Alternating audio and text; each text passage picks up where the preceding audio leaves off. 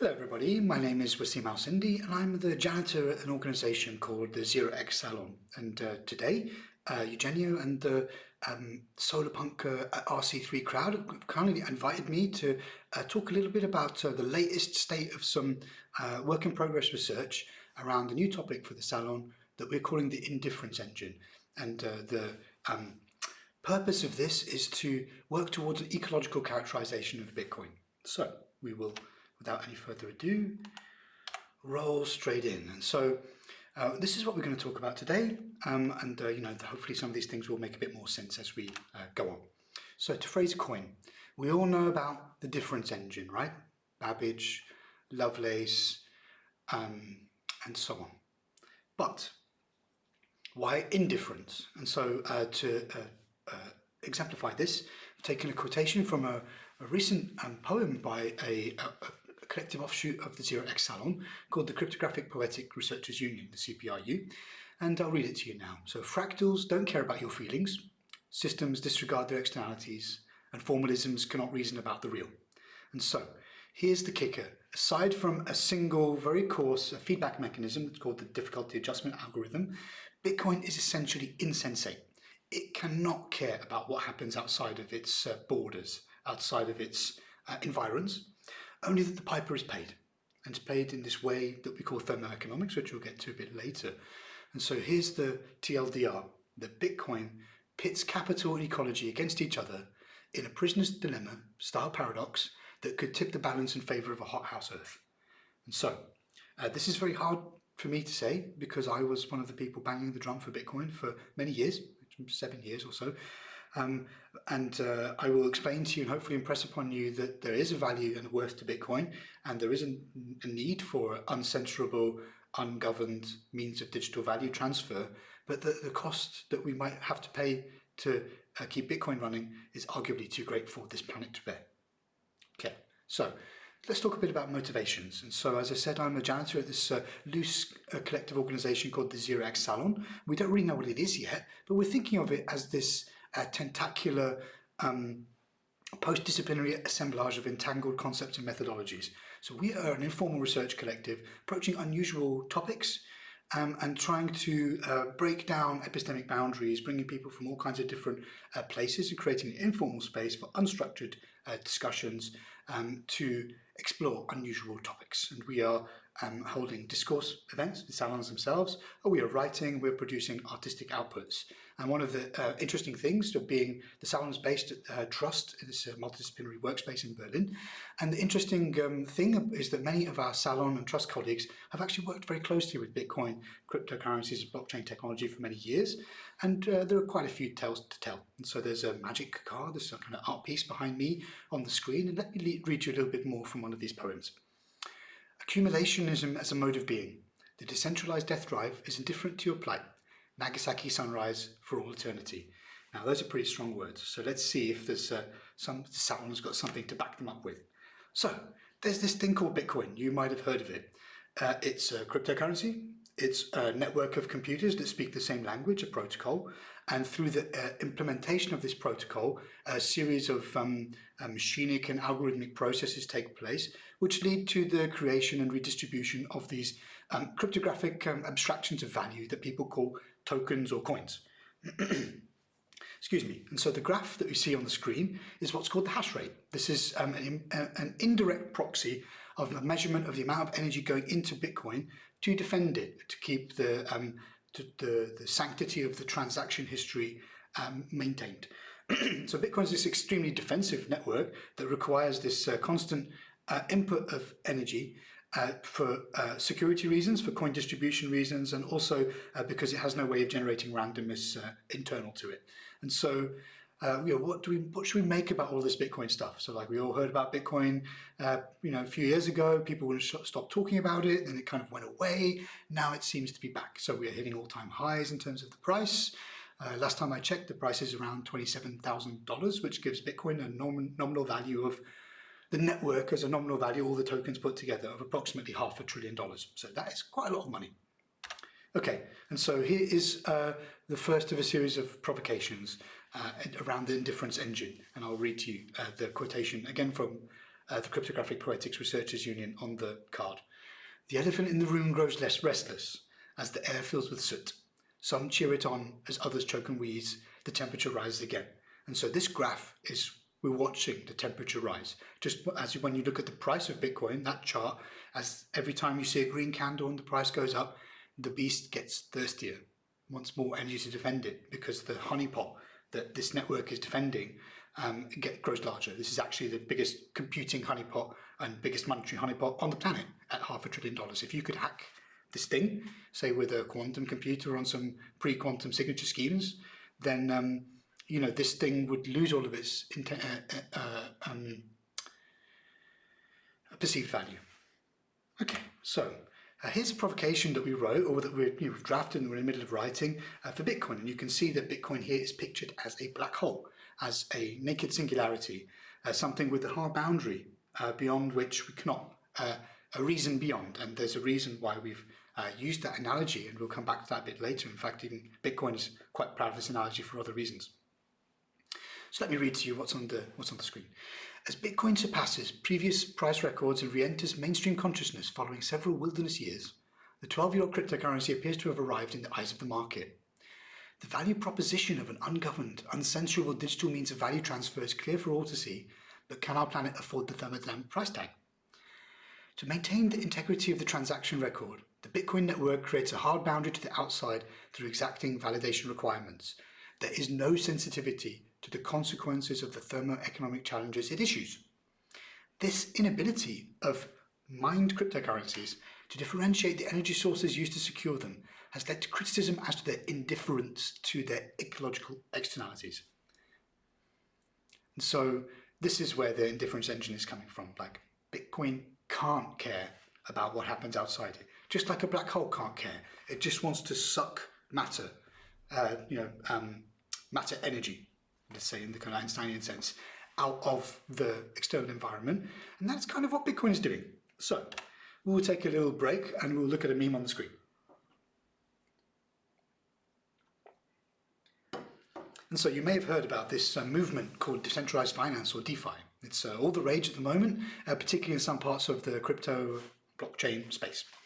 And really what I see here is a great deal of the replication of the systemic fragilities and problems of the traditional financial system being built atop some very experimental and untested foundations. And so there's no surprise when I see these projects failing and collapsing on a daily basis. So this is House of Money Cards territory, if you ask me.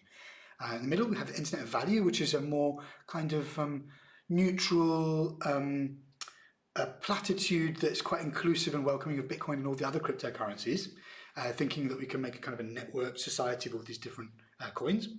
And that sounds great, but the problem is that all these things have humans around them, like tribes or ideologies. And you know what humans are like when they have ideologies. And so, but the apotheosis of this meme really is the black hole of money. And I think this is like what Bitcoin is. Bitcoin is quite proud of calling it the black hole of money, because they see that as a way of stripping away the impure, the central banking and the fiat from humanity and from Earth. But as a card-carrying physicist who started his scientific career in the oldest astronomical research observatory in the world, I would caution people at hoping that their thing is a black hole. You may not want what that entails in reality. And so we had this funny conversation at Trust, myself and a colleague, Joanna Pope, where we were talking about systems that barely work. And we had the joke that we would like to set up the Barely Working Systems Working Group. And so if anybody would like to join that, then let us know, and I guess we'll have to start it and figure out what we do. But the point I want to make here is that Bitcoin is kind of this kludgy solution, this highly suboptimal solution. If you look at the component level, almost every piece of it, from the kind of the networking, from the economics, from the cryptography, and from the distributed systems, these are all very suboptimal, and even the governance as well. These are all very suboptimal individual solutions. So it's a paradise for mousetrap designers. Like if you're an academic, a professor, a protocol designer, you'll look at something in Bitcoin and think, that sucks, I can do it better. Here's my new mousetrap. And obviously with everything outside of Bitcoin, people can make their own tokens and cryptocurrencies and networks. You can print your own money. And so if you can build a better mousetrap and you can print your own money, you can see that there might be some incentives for you know, grifters and all the rest of it. But one of the points I wanted to make here that I skipped over earlier is that Bitcoin, even though it looks highly suboptimal, it's very resilient. Bitcoin is a cockroach. It's the cockroach of money, just as email is the cockroach of communication. And I think with quite a high degree of certainty, if there was a nuclear fallout and a kind of apocalyptic happening on this planet, Bitcoin would be one of the first global networks that would get back up and running. At first in localized areas as the computers start to connect to each other, and then as the linkages are made via whatever satellite, homing pigeon, a smoke signal, who knows. I think things would carry on. Anyway, moving on. And so some people describe Bitcoin as the impenetrable fortress of validation. And they mean that in a good way. That means it's very hard to cheat the system. There are no rulers, but there's a great deal of very stringent rules. And so transactions are checked to be valid before they enter the permanent record in a block. And then as a miner creates a block and attempts to claim the reward, the incentive, the economics incentive, the lottery incentive, that is checked by all of the other participants on the network to make sure no rules have been broken, no shortcuts have been taken, and no impropriety has been occurring. Now, of course, when you have a set of rules, you can still do some finagling underneath the surface whilst you pay heed and lip service to the rules. But one of the points I want to make here is that this very hard boundary creates a hard delineation between the inside of Bitcoin and the outside in a cryptographic and computing sense, in a networking sense, system sense. But I think I would posit that this also creates like an economic penumbra of this hard boundary and a socio-political one as well. And we end up with these scorched earth mindsets. We have scorched earth economics, this thermoeconomic double jeopardy that we'll talk about a bit later. We have this scorched earth discourse. Log on to Bitcoin Twitter if you don't know what I mean. And we have this scorched earth governance, and we'll get to all of these things in a moment. And they lead to this insularity of code and mind, which we're going to give a name to in a moment. And, you know, so we all can see the value of having a stateless currency with no rulers. You know, there's no plutarch or oligarch or overlord telling you what you can and can't spend on. Like, you know, spending should be a form of speech, right? If you can say what you want, you should be able to spend how you want. But even though there's no rulers, we still end up with tolls and toll keepers, trolls and grifts. A lot. I mean, there's no permission to start any of these things, so a lot of people have ended up in this space doing that kind of stuff. It's all quite unpalatable. And so one of the things I would like to posit is that Bitcoin is a form, possibly the first form, of an algorithmic materialism. So it's using the algorithmics of the thermoeconomics as the incentive and the algorithmics of the proof of work of the cryptocurrency mining, and combining these things together, the real and the virtual, to create this synthetic abstraction that straddles the real and the virtual, which is the currency, the cryptocurrency itself. So I would argue that it's algorithmic materialism, and we'll go even further with that in a moment. So here's another poetic interlude, and I'll just take a water break before we start. Again from the CPRU. A black hole greater than the sum of its parts. The ultraviolet catastrophe of money. Rugged individuality meets naked singularity. Thermoeconomic double jeopardy. A game of Russian roulette with Alice, Bob, Sybil and sock puppets. And that's also by the alias Satoshi Wept. And so, thermoeconomics. Let's talk a bit about that. What does that word even mean? Well, here's a recent usage of it by a couple of Salon colleagues in a recent explainer for cryptocurrency mining, which is quite relevant today. Cryptocurrency mining is a thermoeconomic process employing proof of work and a parameterizable feedback mechanism, the difficulty adjustment we mentioned earlier, with direct incentives provided by block rewards from an algorithmically regulated network level issuance schedule alongside transaction fees. And the picture here is from Politico, and these are engines, natural gas powered engines that are fueling Bitcoin miners, and they sit above fracking wells in places like Alberta, Saskatchewan, Alaska. So Bitcoin doesn't care about where the energy comes from. It just wants energy. It doesn't care how dirty it is. It doesn't care if it's helping. It doesn't care if it's harming. in these cases, it might actually be helping, believe it or not, because a lot of the gas comes with this fracked oil, and a lot of it is just flared off. They just burn it and let it into the sky.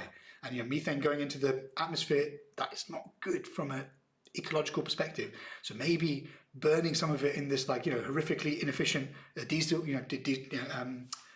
carbon engines, combustion engines, is a net gain.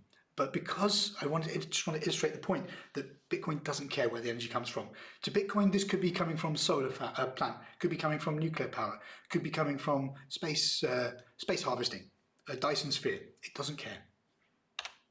And so this is what we were promised by all of these cryptocurrencies. We'll get rid of the rulers, we'll be able to transact in freedom, we'll have this P2P egalitarian, one CPU, one vote utopia. But I think we're actually a bit closer to this, where we started. The bosses of the Senate, the oligarchies and the plutarchies. I think we're probably a bit closer to that than we think. And we have these several kind of principal constituents in the Bitcoin network. One of them is this developer technocracy, which we'll get to in a moment. And one of them is this mining oligopoly, the thermoeconomic cartel. And both of these things, I don't think they were necessarily anticipated by the creators and progenitors of Bitcoin, but those are the reality that we have to deal with now. And so here's a pyramid. We've all seen pyramids before.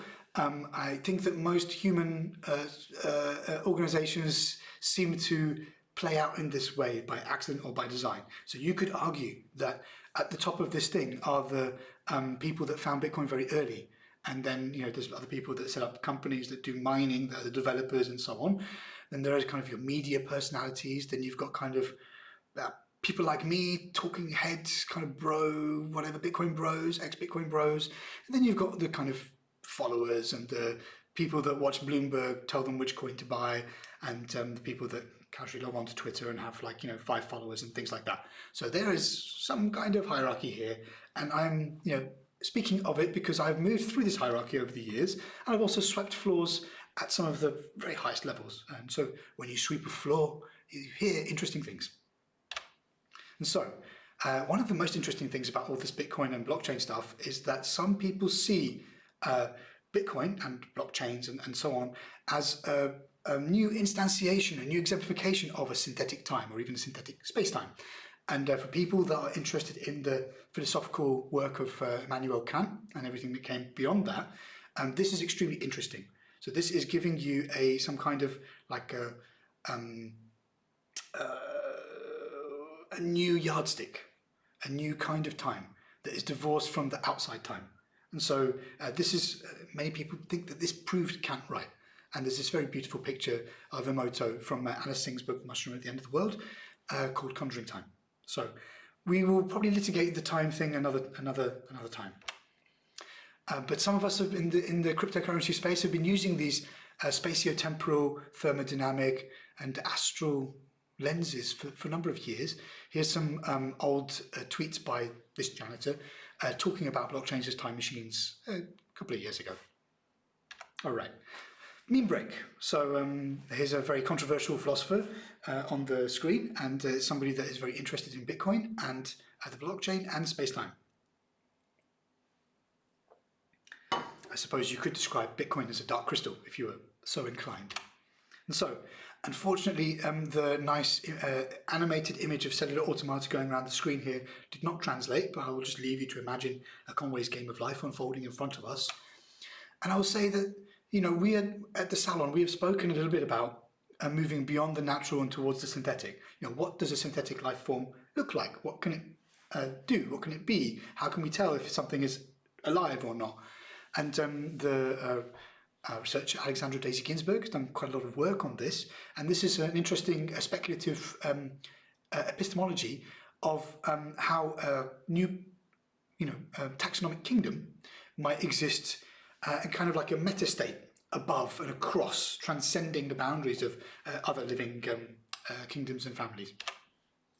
Some people are starting to work on trying to characterize the behavior of machines in the similar sense that we do with human and non-human living things. And so this is like some of my colleagues and yours writing this machine behavior paper in Nature.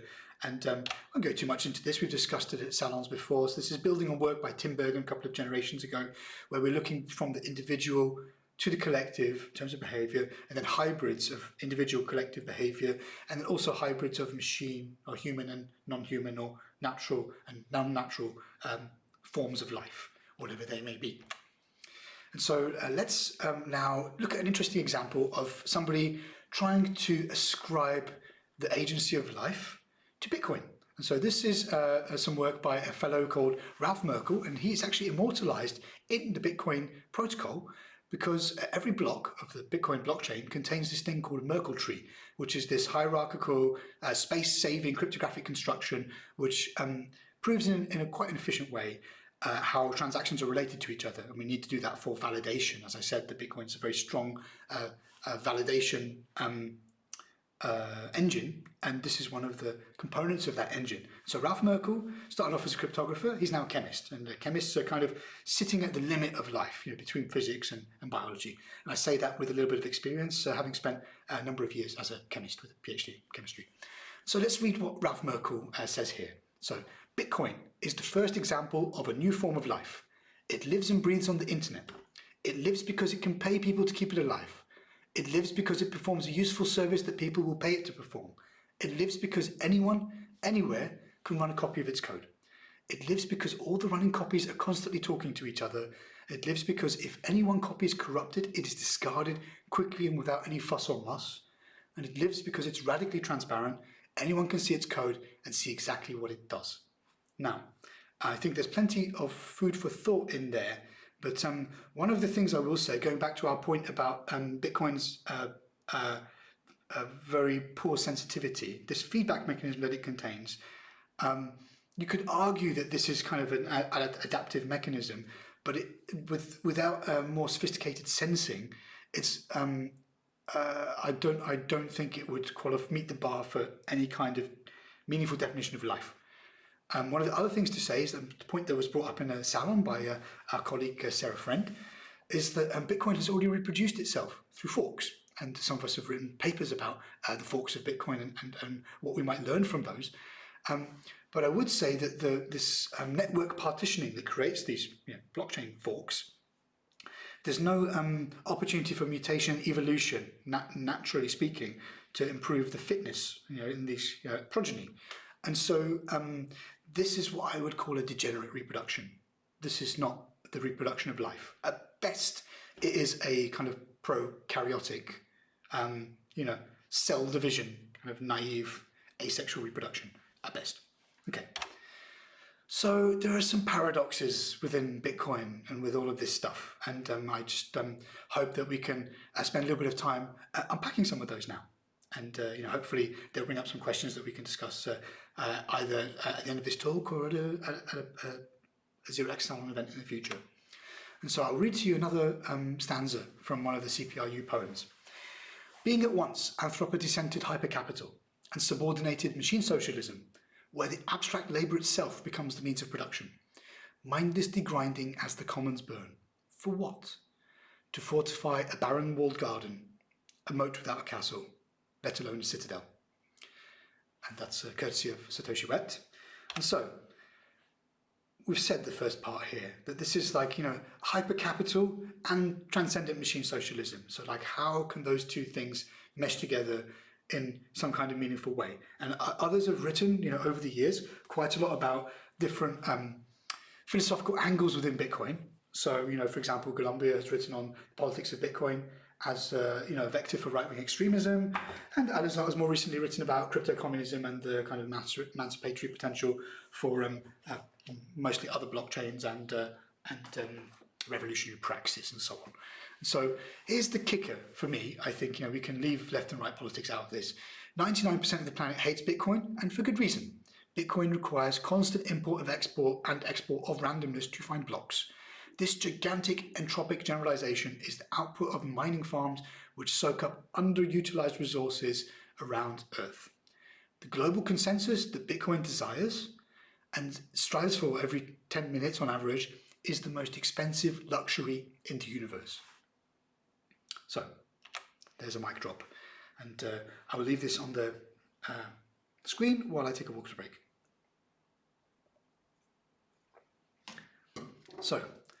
Necroprimitivism. It's time to go back to school, and today's lesson is Introduction to Necroprimitivism. So what the hell is necroprimitivism? So we've been talking about this resistance to change inside the Bitcoin network through these validation requirements, through the difficulty of getting consensus to upgrade the networks, and this has given rise to what I call a necroprimitivist class inside Bitcoin, and it informs some of the behaviors of the social, political, and economic aspects of the network.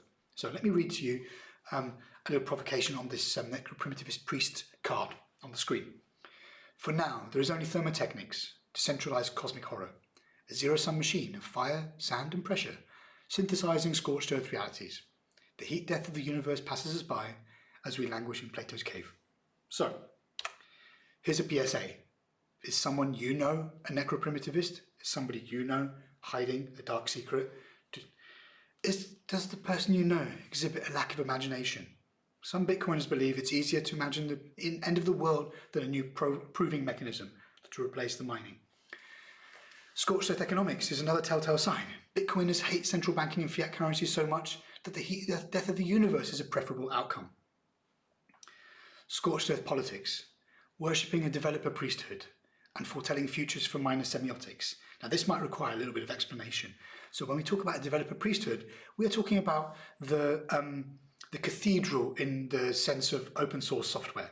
And so these are the wizards of Bitcoin, which are mostly white American males, who are trusted with the janitorial, maintenance, and assurance of the code and the network that is implemented from it. And I have some experience of speaking with these janitorial and primitivist types, because until quite recently, part of my days were spent raising money to pay their salaries. So I was sweeping floors in the priesthood. And so when you sweep floors, you hear things and you notice things. So we're going to move on now to the discourse and how that is scorched earth. So as we said about Colombia's book, there is this ultra-libertarian bent going through Bitcoin. And I suppose that might be because the amount of coins that were distributed at the start, before the first subsidy halving in the first 4 years of Bitcoin, between 2010 and 2014, when nobody knew about Bitcoin, 10.5 of the 21 million coins were issued. And so the people that found Bitcoin very early had this enormous incentive to keep things the way they are, to not let things change too much. And so there's this hyper-individualist bent going through Bitcoin. And again, I can speak to this because I was also there for many years. And there's this, these things result to this kind of zero-sum community dynamics. And if you want to know what I mean, go take a trip to Bitcoin Twitter and see what a uncharitable, inhospitable place with low-quality discourse that is. They've literally been having the same conversations for the last 7 years, as long as I've been paying attention. And so this all results in this overall resistance to change. So without the will to change on the social layer, like to convince the necroprimitivist priesthood, the developers, the minor oligopolists who control the resources, the hash rate, nothing is possible. Like you need the buy-in of these two stakeholders to make anything happen. And the economic side and the user side, well, apparently they're involved somehow, but that signaling is very coarse and very informal. I suppose just restricted to who shouts the loudest on Twitter.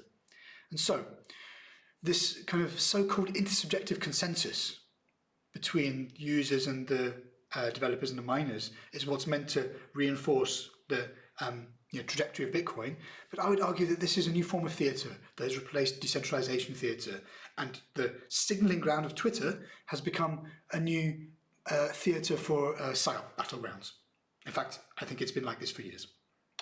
So, what's a necroprimitivist? I think you might still be looking at one. So here's me 18 months ago moderating a panel at one of the premier technical Bitcoin conferences on economic and social risks, and sitting beside me was the technical editor of Bitcoin magazine, Aaron van Veerden, and we were both calling out the cultish nature of the Bitcoin community to their faces, not just only to their, the community at large. We're talking about the kind of VIP community of Bitcoin, people that go to all the conferences, that speak at all these things, that have 10,000 to a million followers on Twitter, the thought leaders of Bitcoin. And they were lapping it up, laughing and applauding. You can find this talk online if you so choose.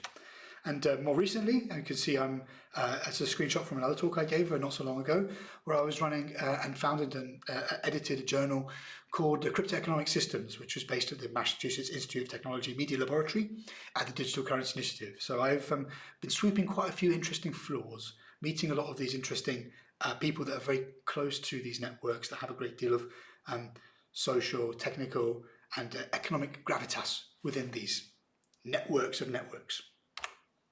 So let's talk about swans. So people always like to talk about black swans, and I've heard people say that Bitcoin is a black swan generator, a black swan tractor. It's always spitting out these crazy event-based externalities. And I would argue that you could think of Bitcoin as a black swan, but more like a thermodynamic one.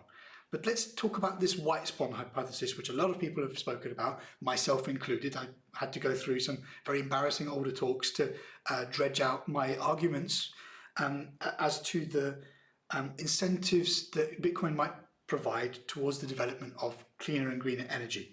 And on the screen is another card, and there's a quotation there about like whose skin is in the game. And so obviously the black swan is a Taleb aphorism and title of a book, and so is skin in the game. So the idea of skin in the game being like incentives are correlated to disincentives. So like, you have to have something at stake in order to reliably be signaling the truth of your intentions. And so we were talking a while ago in the Trust Discord about conspiracy theories and cults and movements and what the differences might be between these things. And this person, Wassim Taleb, said the difference between a movement and a cult is whether the skin in the game is your own and others. And that's something I want to impress upon you, because some of the people in the stakeholder ecosystem of Bitcoin do have some skin in the game, and some of them don't. But that is not necessarily correlated with who holds sway, whether explicit or implicit, and that's something that's very important to note. So, we spoke about thermoeconomics and this incentive mechanism for the lottery, and that this feedback mechanism that regulates the difficulty is the only sensate connection in Bitcoin. And because the subsidy, the amount of coins that a miner gets for winning the lottery every block, it's halving on this predetermined schedule every 4 years, there is this incentive double jeopardy, that as the number of coins becomes scarcer and scarcer, the amount of energy required to defend the network becomes greater and greater and greater. And this, this is kind of like a game of chicken. And so we don't know who blinks first, or what happens when these two things crash into each other. And so we used to talk about Bitcoin as being a way to make payments, and this was a form of fast and cheap and facile value transfer. And we had to walk back on that one because the transactions got expensive. Turns out space in the blockchain to confirm your transaction is a precious resource, and people were willing to pay quite a lot for that. And so there became this rise of this narrative shift, as Lana Schwartz and others have discussed since 2013, of digital metalism. You could think of Bitcoin as digital gold. You've probably heard about this analogy. And you could think of this as an ideology. This is like a computational ideology. And we mentioned Columbia earlier. I'm going to read a little bit from a quote of his from The Cultural Logic of Computation on the card. Computationalism underwrites and reinforces a surprisingly traditionalist conception of human being, society, and politics. In other registers, we might imagine these views to have long been abandoned, in large part because their faults as part of the total account of human being have long ago demonstrated conclusively. And so, because Bitcoin has this inability to mitigate or even have awareness of its externalities, and because there is no alternative, there is no other consensus mechanism that has been proven at scale, computationally and economically, is there no alternative? Et tu, Margaret? We live in hope. I've been waiting for Ethereum to move away from proof of work since it was first announced in 2014. Still waiting. So, we often hear this, and I've often said these things myself in times gone by. Solar energy and wind will save Bitcoin. The shuttered aluminium plants next to Three Gorges Dam hydro outlets will save Bitcoin.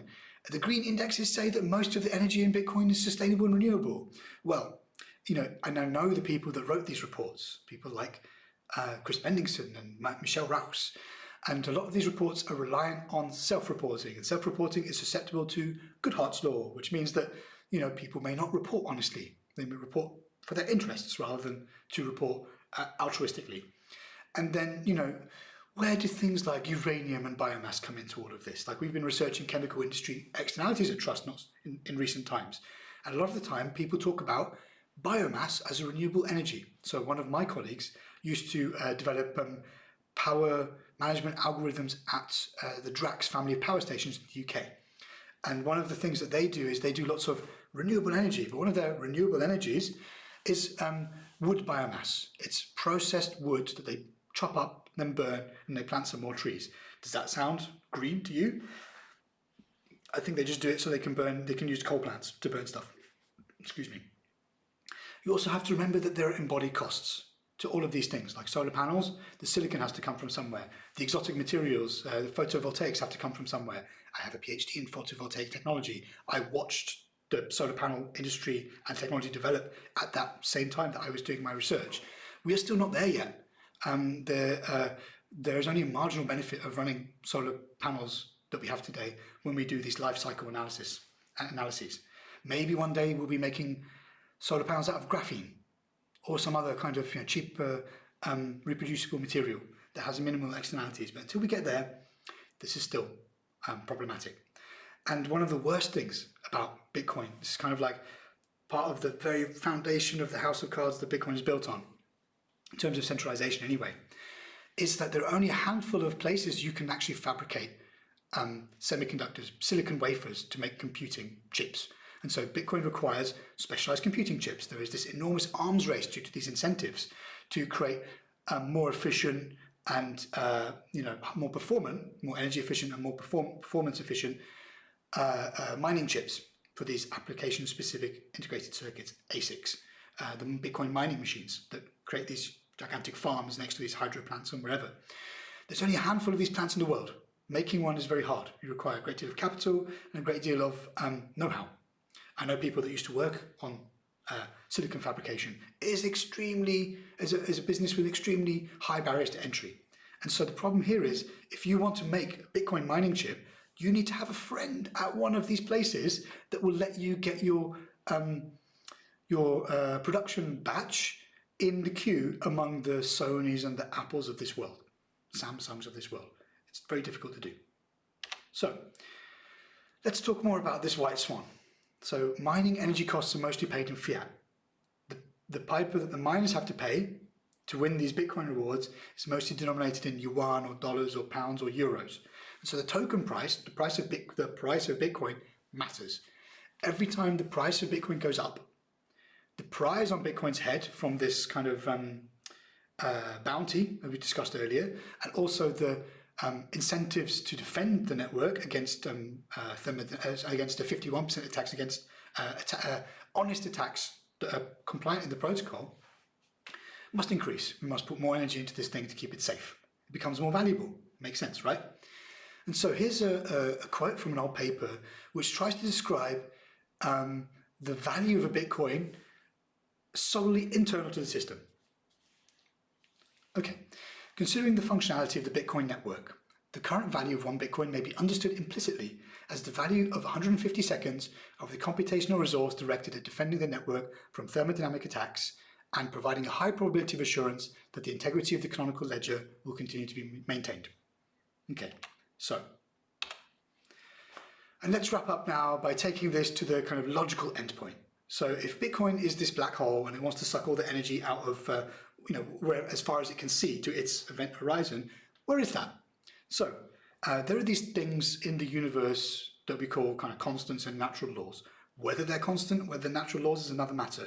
In fact, the most interesting scientific talk I ever saw during my tenure as a physicist and chemist was by John A. Popel III, Nobel Prize winner, which was called Is Chemistry a Branch of Pure Mathematics?, where he took apart every single natural law and fundamental constant that people would shout out from the lecture theatre, armed with only a Sharpie and a piece of transparent plastic on an overhead projector.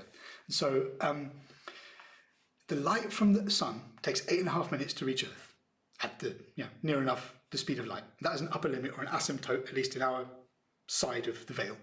And so that's kind of like a hard limit of how far Bitcoin can go, like to the sun, basically. Like imagine a circular radius from the Earth to the sun and other side towards Mars. But because of the way the lottery works, every second you move away from the economic center of gravity of Bitcoin, you're hamstringing yourself in this race against the other miners that are close to the center of gravity. Think about how high frequency trading works. People built computer exchanges next to the Chicago Mercantile Exchange so that they could shave milliseconds off their trading times and jump in before other people. And so this is what would happen in this thermodynamic lottery. If you even went just a few light seconds away to the moon, you would be at a disadvantage compared to everybody else. It's usually on a matter of seconds, the winning block versus another one. And so unless so much hash power is deployed off Earth that the center of economic gravity of Bitcoin moves also off Earth, I don't see how the network is constrained by the current parameters, things like the 10-minute block time and so on. And so Bitcoin mining in space, maybe nearby, maybe we can make a Death Star, like maybe Bitcoin could be the Death Star. And so we all talk about Dyson spheres and cold fusion and all these kinds of things. Sounds great, but like the planet is burning now and Bitcoin is trying to suck all the air out of the room now. So even with all these things, it will still be a brute force thermodynamic arms race. Bitcoin requires a simple majority of all of the energy that it can see in order to know that in order to be secure. It doesn't know that it's secure, but in order to be secure.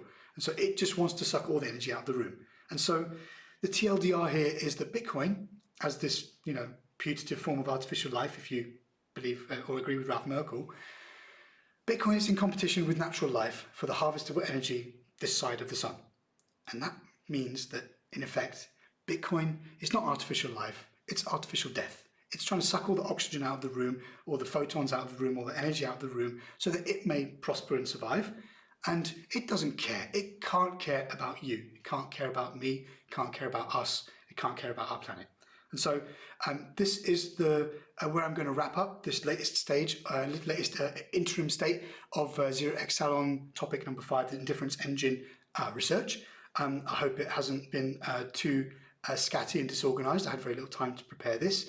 And I hope that you can join me for Q&A after the talk now. And so thanks very much for listening.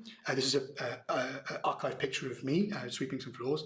And I work at the 0x Salon, which is an informal research collective approaching unusual topics with post-disciplinary activities involving discourse, art and writing. If you'd like to know more about the 0x Salon, please visit 0xsalon.pubpub.org. And thanks very much for your time.